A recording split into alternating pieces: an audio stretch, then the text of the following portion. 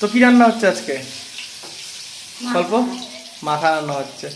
এই যে ইলিশ মাছ ভাজা হচ্ছে এখানটাতে লঙ্কা দিয়ে, তার সাথে হচ্ছে এখানটাতে ঢেঁড়স ভাজা, বাঁধাকপির তরকারি মাথা দিয়ে, আর আলু দিয়ে কি একটা ঝোল করবে জানি না।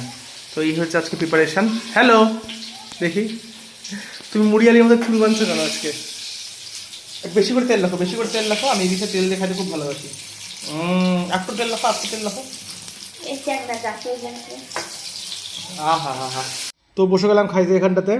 ভাত, ভেন্ডি ভাজা, পেঁয়াজ রসুন লঙ্কা টঙ্কা দিয়ে বেশ দারুণ লাগে আমার খেতে।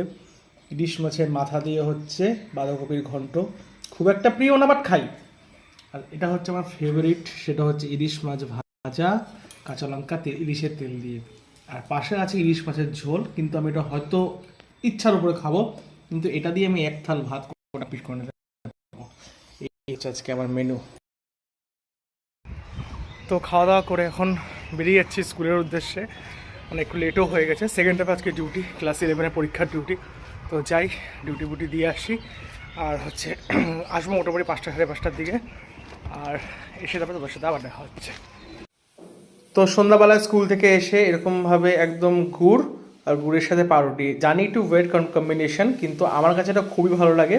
এই গুড়ের সাথে ব্রেড সেঁকে নিয়ে খাওয়ার একটা আলাদাই ব্যাপার আমার কাছে। খাওয়াটা যার যার কাছে, আর এটা একদমই আলাদা জিনিস, কিন্তু এটা খেতে খুবই টেস্টি ভাই, খুবই টেস্টি লাগে।